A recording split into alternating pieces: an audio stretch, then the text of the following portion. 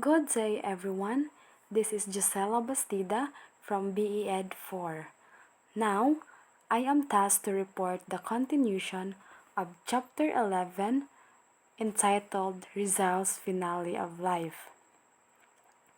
I am assigned to discuss the following parts, which are the execution, the letters to be opened after his death, and the last farewell of Dr. Jose Rizal.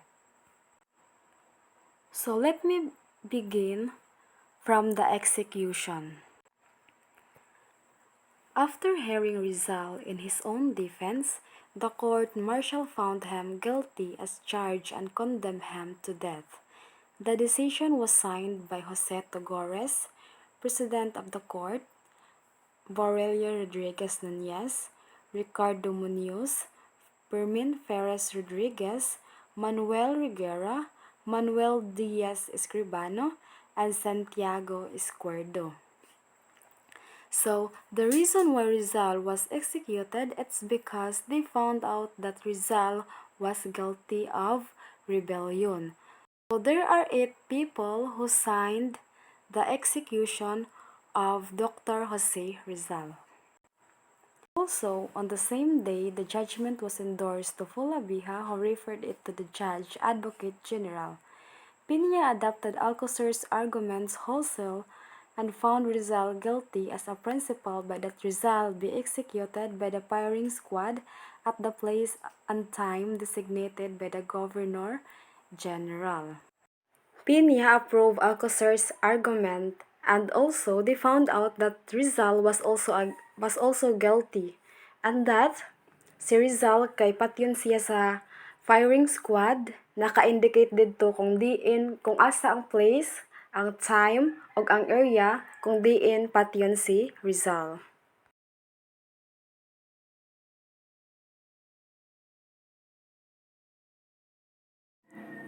So, on the 20th day of December, Fulabija approved the recommendation and ordered Rizal to be shot at 7 o'clock in the morning of the 30th December on the field of Bagong Bayan. So, 2 days before nga patyon si Rizal, gi-approve na ni Fulabija ang recommendation and ordered Rizal to be shot at exactly 7 o'clock in the morning. So, gi-indicate na dito nga inig ka December 30, 1896, patyon si Rizal, buntag alas 7 adto sa Bagong Bayan. December 30, 1896, the day that dawned over Fort Santiago, was one of the balmiest in the Philippine history. Rizal was facing execution for speaking out against Spanish political and economic domination in the Philippines. He had also committed the unpardonable sin of criticizing the Catholic Church. The Spanish believed that he had fomented revolution and was guilty of sedition. So Rizal facing execution because iya man gi-speak out or gi-indicate sa iyahang writings nga against siya sa Spanish political o giunsa pag-treat ang mga Pilipino. So the Spaniards believe nga si Rizal mao daw kuno ang nag-udyok sa revolution and siya ang nakasa sa sedition. So during his death, Rizal has made one final gesture to his death. He turned to face the firing squad as if to say, "I am innocent." In a letter to his German friend Ferdinand Blumentritt, Rizal remarked that he was innocent of the charges against him but would accept execution for a larger purpose. On December 30, 1896, it was the day of the execution of Dr. Jose Rizal, so he made one final gestures and turned face to the firing squad. "I am innocent." On his letter also given to his German friend Ferdinand Blumentritt, Rizal indicated on his writings or Rizal nag-indicate sa iyahang letter nga siya inosente. But iya kunong dawaton ang pagkamatay kay naa may larger purpose or dako ka purpose sa Pilipinas. It was the death of Rizal that turned many formerly apolitical Filipinos into nationalists. No longer was there tacit, public acceptance of the European rule. There was a rising Asian political consciousness, and the Philippines was in the forefront of the movement, and Rizal was its leader. Rizal was only one of the many Filipinos who were executed by the Spanish government, as other victims were taken from the torture chambers at Port Santiago to be executed for speaking out. There was an increased appreciation of Rizal's legacy. So si Rizal ra ang usa sa daghan nga Pilipino nga gipatay sa mga Spanish government. As other victims, ang uban nga biktima kay gikuha sulod sa ilahang balay o gikuha sa sulod sa ilang balay o gitorture sa Port Santiago para lang mosulti. From the day of Socrates, who was put to death by the citizens of Athens for teaching the young men to think for themselves, down to that morning in December 30, 1896, when Rizal was done to death by the firing squad at Bagong Bayan. The pages of history have run red with the number of murder of men of science. Letters to be opened after his death. On June 20, 1892, Rizal wrote two beautiful letters packed with faith, one to his relatives and friends, the other to his countrymen. He sealed them, and on the envelope of each wrote, to be opened after my death. He left with his letters with his friend Dr. Lorenzo Marquez of Macau. So let me first read the first letter to his parents, brother, sisters, and friends. The love which I have always professed for you was what dictated this step, which the future alone will be able to say was or was not wise. Destiny judges acts by their consequences, but whether these be favorable or unfavorable, it will always be said that my duty has commanded me, and if I perish in obeying it, it will not matter. I know that you have suffered much, but I do not regret what I have done. And if now I had to commence again, I would do the same as I have done, because it was my duty. I am going now to willingly expose myself to danger, not as an explanation for my faults. For in this matter, I do not think I have committed any, but to crown my work and to attest with my example what I have always preached. A man ought to die for his duty and his convictions. I hold to all the ideas which I have published concerning the state and the future of my country, and I shall die willingly for her, and even more willingly for to procure justice and tranquillity for you all. I risk my life with the gladness to save so many innocent, so many nephews and nieces, so many children who suffer for me. What am I? A single man, nearly without a family and sufficiently disillusioned about life. I have been deceived many times, while the future which lies before me is dark, and would be darker if it were not illuminated by the light. The dawn of my country. Meanwhile, there are many persons who, full of hopes and dreams, may perhaps be wholly happy when I am dead. For I hope my enemies will be satisfied and will no longer persecute so many innocent.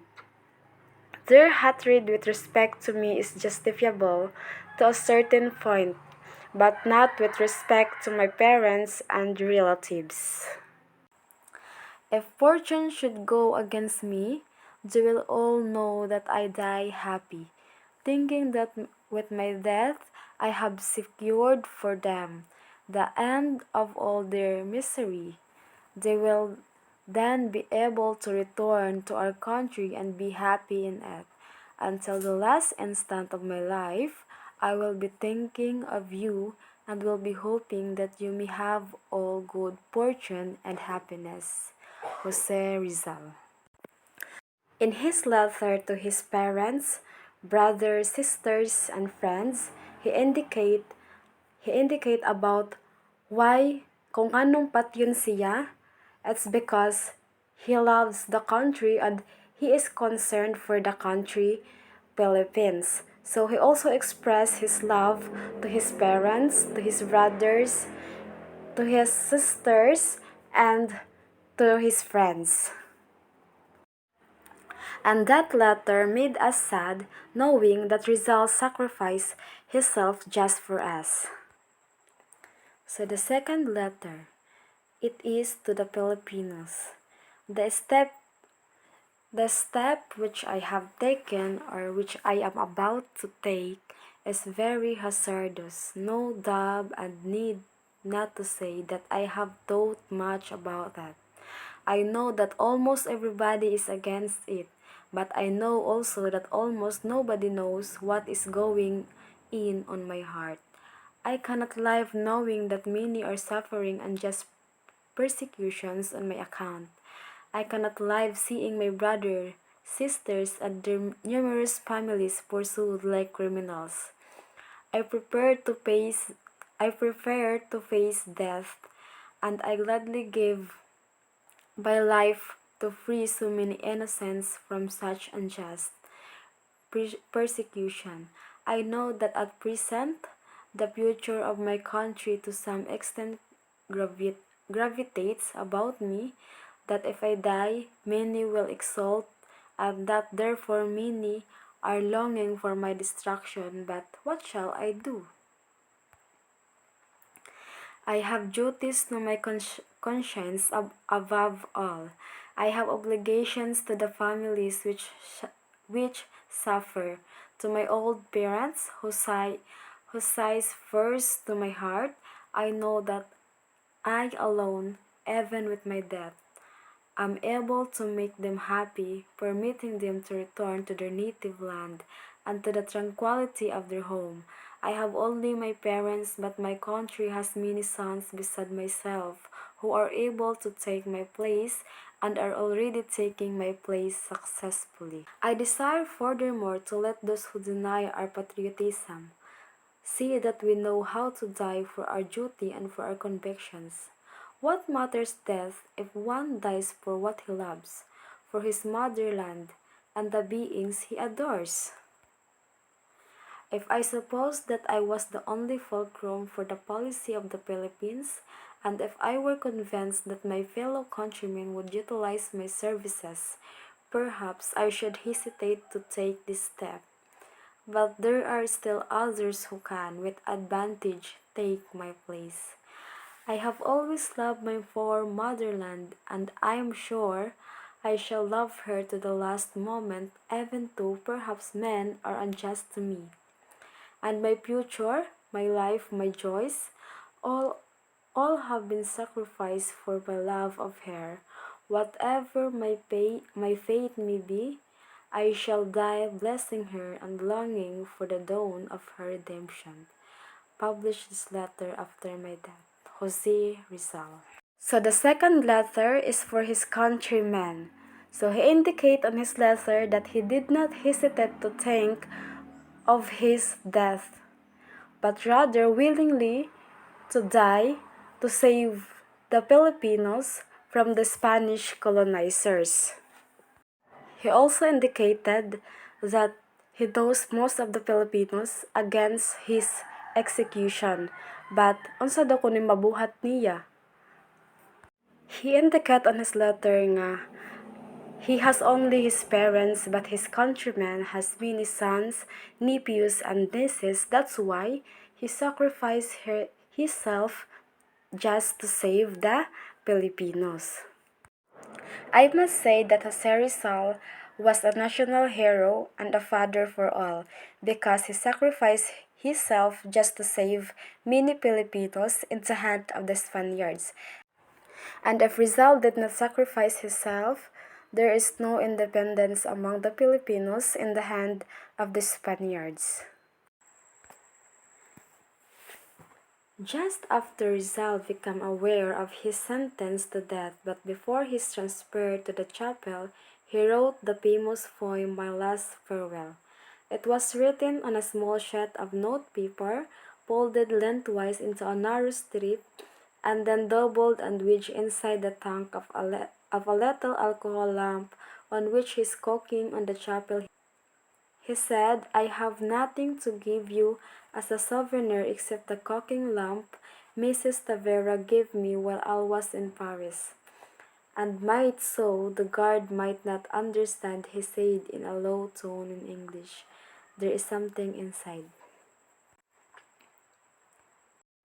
Did Rizal write Me Ultimo Adios on the eve of his execution, or did he begin writing it when he felt the certainty of a death sentence for him? A certainty that might have come to his consciousness weeks or even months before that night? So, it is more likely that he had drafted the poem sometime before then and wrote the finishing touches on the eve of his death. Rizal's friend Mariano Ponce gave the title Mi Ultimo Adios as it originally had none. So ang poem nga Mi Ultimo Adios is gidraft na siya or gihimo ni Rizal sometime before then or sa una pa, then gitiwas lang niya on the evening of his death. So, ang iyang friend nga si Mariano Ponce, gihatagan niya og title nga Mi Ultimo Adios kay wala pa man ang title nga Mi Ultimo Adios, so mao na ang gi-recommend kay Rizal nga Mi Ultimo Adios na lang kay wala pay poem nga Mi Ultimo Adios. So, after the execution of Rizal, Josephine with Pasiano and Trinidad Rizal crossed tightly guarded enemy lines towards Cavite. At the time of their arrival, the Magdingwang and Magdalo factions were meeting at the Casa Hacienda of Imus. According to Artemio Ricarte, however, Santiago B. Alvarez said that the results came at past 1 o'clock in the afternoon of December 30, 1896, at San Francisco de Malabon. Now it is a General Trias. Andres Bonifacio, the Katipunan Supremo, received the results himself at the house of Miss Estefania Potente, where he was staying. Bonifacio asked Rizal a copy of a poem, Mi Ultimo Adios, so that he could translate it in Tagalog with the assistance of Diego Mojica.